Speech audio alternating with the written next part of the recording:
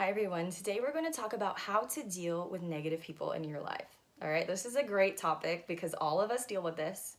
And it's especially important when we're making positive progress in our thoughts and feelings, right? Because oftentimes when we're around negative people, it can be really easy to fall back into old patterns that we've worked so hard to overcome. Okay, and oftentimes when we react to someone who's negative, it may cause us to feel frustrated, annoyed, short-tempered. It may cause us to act in ways that are not becoming of the person that we want to be. We might even regret our reaction later and say, ugh, I'm mad at myself that I got mad at that person because that's not really who I am. Okay, unfortunately, we can't avoid being around other people. We have family members, we have friends, we have coworkers, and even strangers we have to coexist with. And we have to remember, we can't control other people. So our best bet is to control the way that we respond to the negative people in our lives. Okay, so here are 3 ways that you can do just that. The first one is I want you to think of your interactions with other people as a test of character. Okay, all life is a test when we want to make progress. You know, when we're on the sports field and we want to become better as a team, we have to keep playing tougher and tougher opponents. It's no fun to win against the easy team. We want to beat the best team in the league, right? Or when we're in school, if we want to gain more knowledge and get a degree, we have to keep learning harder and harder information and taking harder and harder classes. So the same is true in our own lives, right? If we're making progress toward being more positive, we're going to be tested. Okay, there are going to be people who are negative around us, and we have to learn how to choose the way we respond. So again, I want you to think of this as a test of character. When you're dealing with someone who's negative, stop and choose to be patient. Choose to be calm. Choose to be kind if it makes sense. Okay, this doesn't mean that we have to put up with stuff if someone's being really awful towards us, but we need to protect our own sense of inner peace. So the way that we respond to them, it's not about helping them. We're not being calm because it makes them feel better. We're being calm because it makes us feel better. All right, so again, view your interactions as a test of character.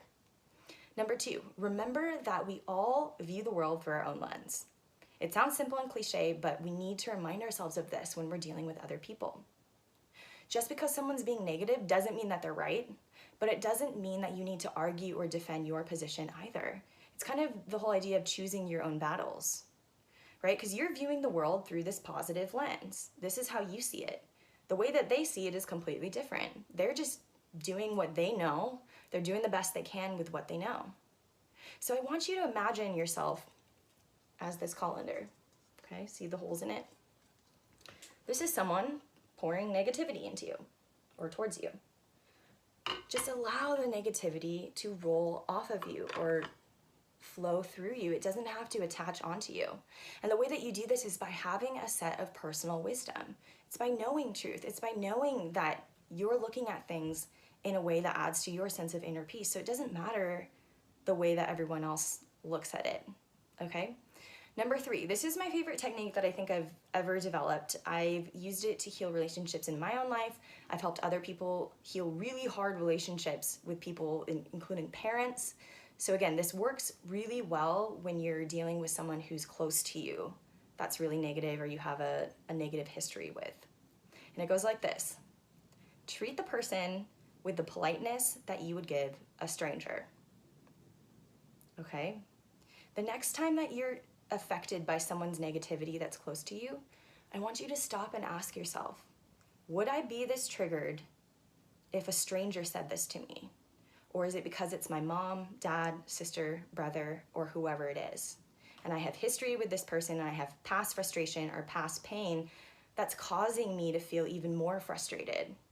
Because I guarantee that it's less about what the person's saying and it's more about who that person is to you. Okay, it's kind of a weird concept to think about. But when you find yourself reacting unpleasantly to someone you know because they're being negative towards you, ask yourself, would I act this way toward a stranger? Would I be passive aggressive? Would I roll my eyes? Would I become visibly upset? Or would I hold my composure because that's good manners? Right? Because again, going back to number 1, seeing things as a test of character, it doesn't matter what anyone else does to you. You have a choice if you want to protect your own sense of inner peace by choosing to be calm or choosing to be patient. Okay, so really think about that treating other people with the kindness and politeness that you would give a stranger. And again, it's not for their benefit. I'm not saying that you should be polite toward someone in your family that was really hurtful towards you, but this helps remove a lot of that pain from it. So you can stop reacting to them negatively and just be the person you want to be. Be the patient person, be the calm person, be the kind person that you want to be. Okay, so I hope that those 3 techniques are helpful. I would love to hear what you think. Remember, knowledge is nothing unless you actually put it into practice. Okay, so again, next time you're dealing with someone negative in your life, try all of these out. All right, I'd love to hear what happens. I'll see you in the next video.